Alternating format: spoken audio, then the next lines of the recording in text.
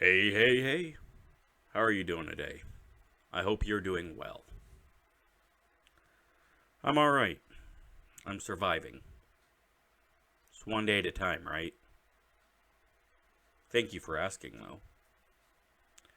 So, today I want to talk about this recent round of cancellations. It seems as though we always go a little too far, don't we?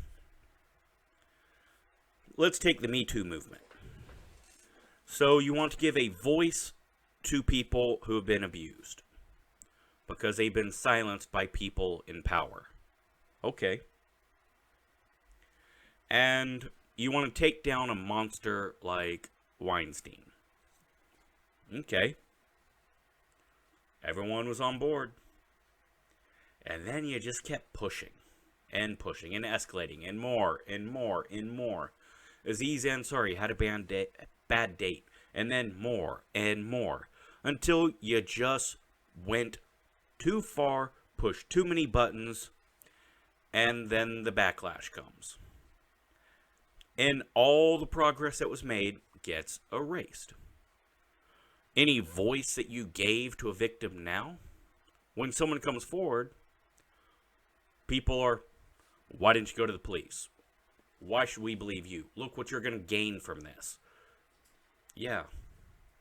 You pushed it too far and the backlash erased all your progress. That's what happens. And that's what's going to happen again and again and again because people just don't learn. If you don't learn from your mistakes, you will repeat them. Just the way it is. So the first cancellation I'd like to talk about is Gone with the Wind.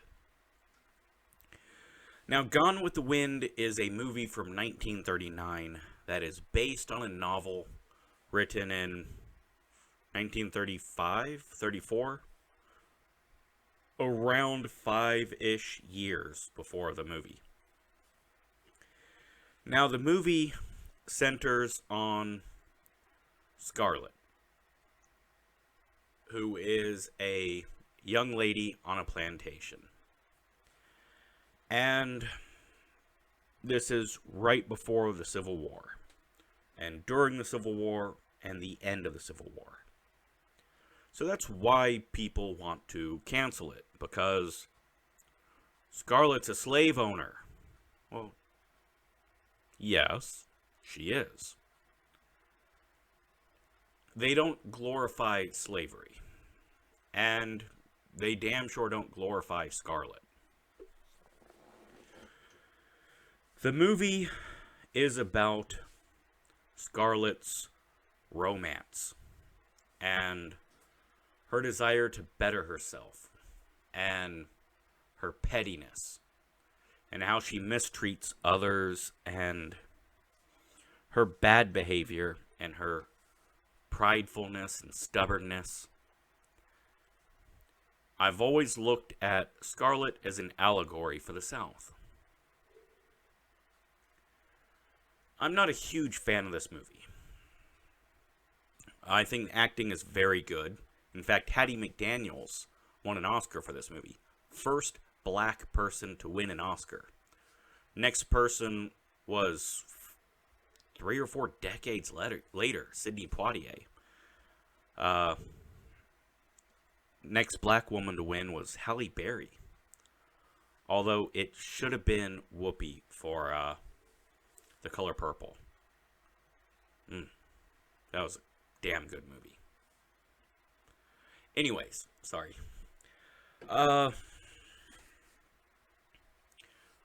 Great cinematography, too. The movie is perfect for a middle school history class. Perfect. It is a great opportunity to teach about the South at that time. Because I'm not a huge fan of the South. And I'm damn sure not a fan of slavery. But one is not the same as the other. Not everyone in the South owned slaves. Not everyone in the South supported slavery.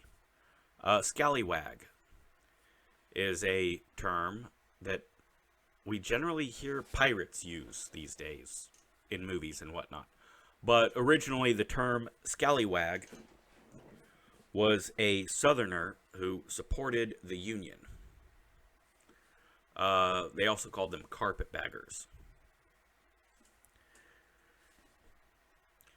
So you can see in the film how the South started and how they ended, and Reconstruction, and the damage done to the South. And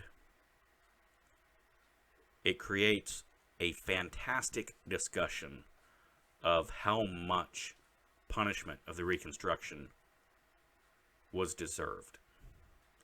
How much good did it do? The ensuing backlash that came from that, and ended with the impeachment of a president.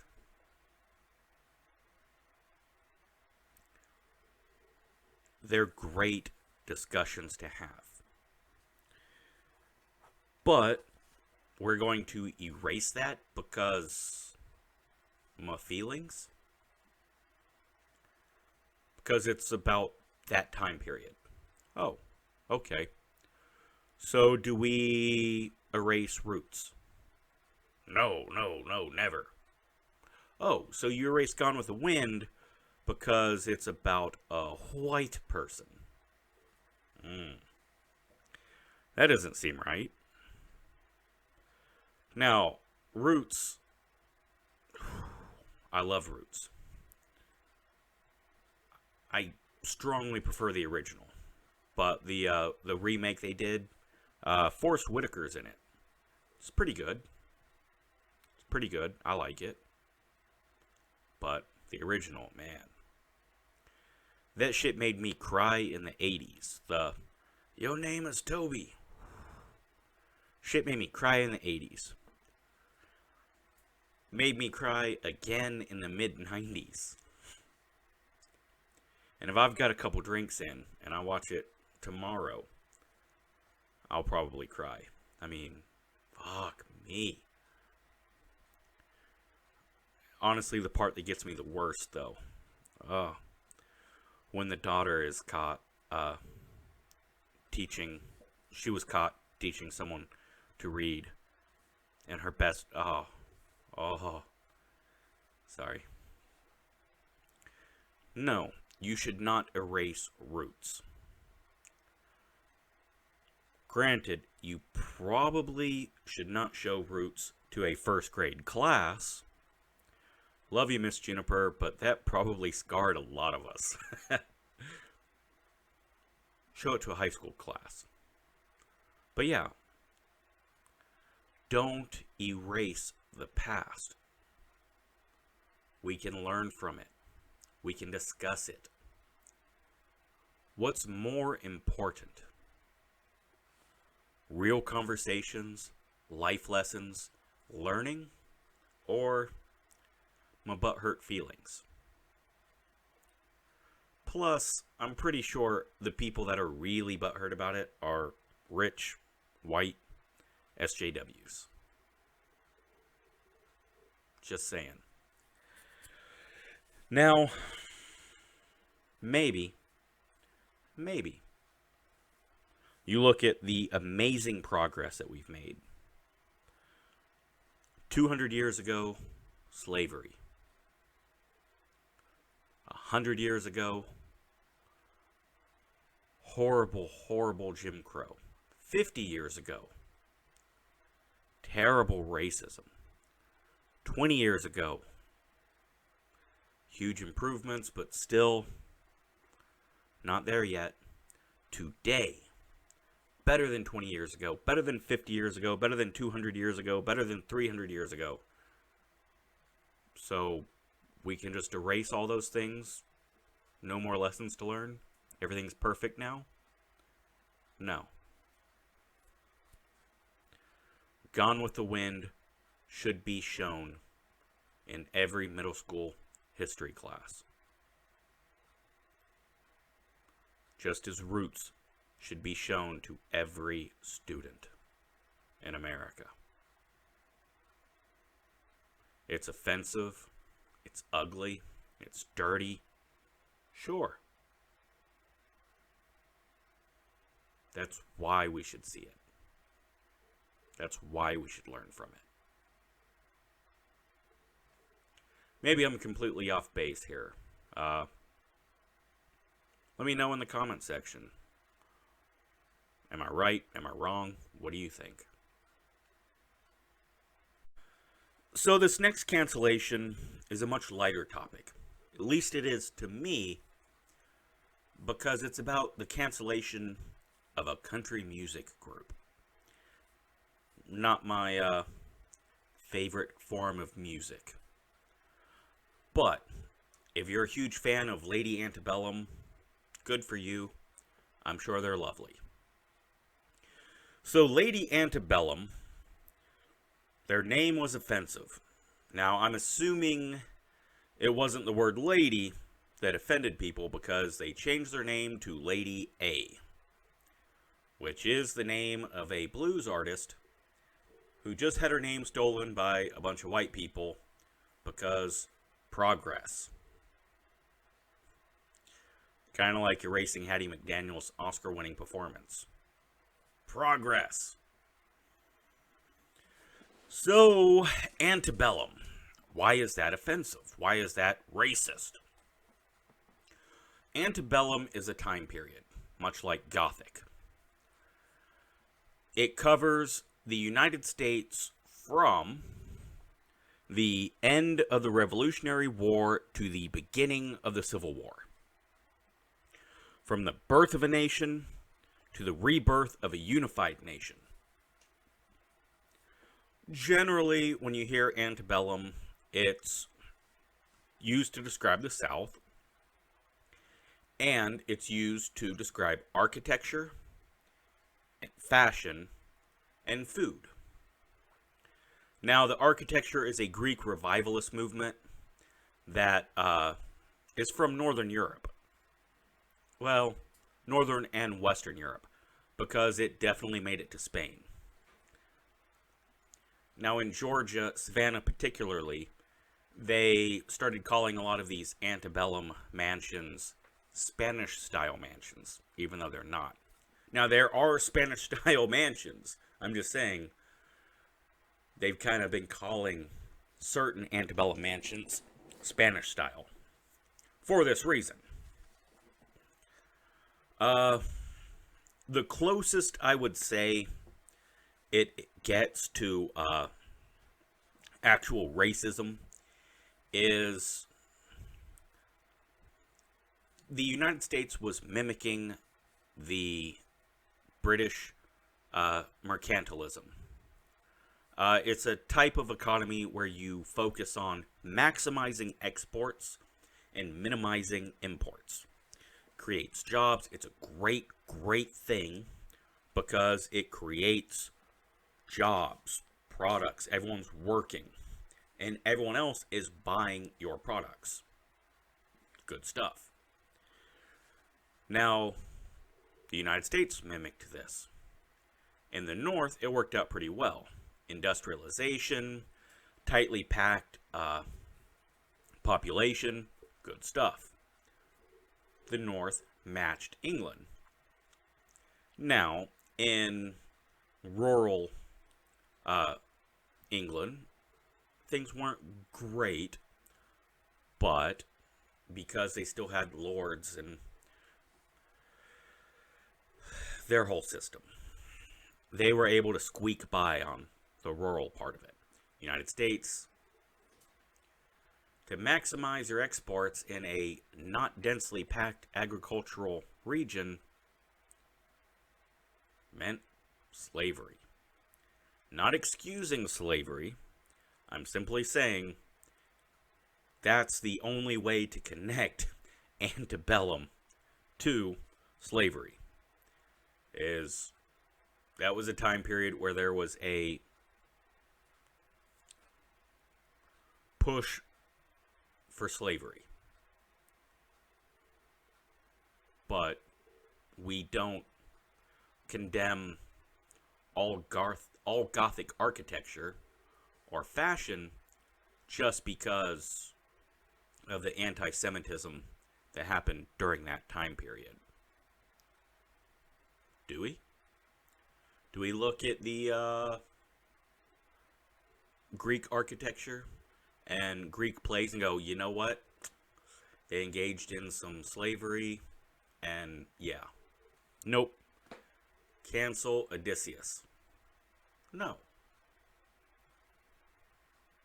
Again, I think it comes back to the South is somehow being punished again for being Southern.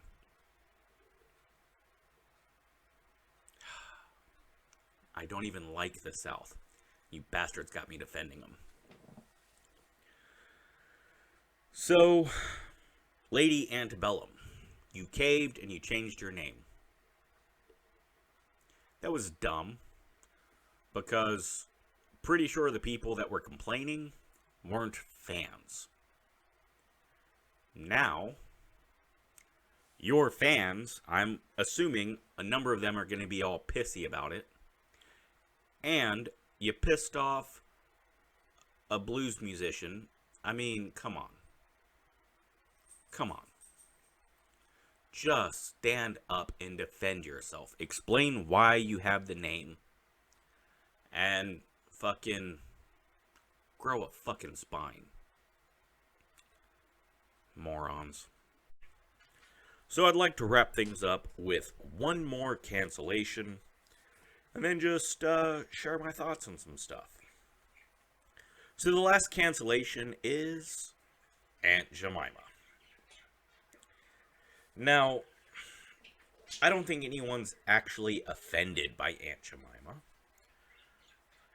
Well, other than rich, white, under the age of 25 SJWs. But real people aren't actually offended.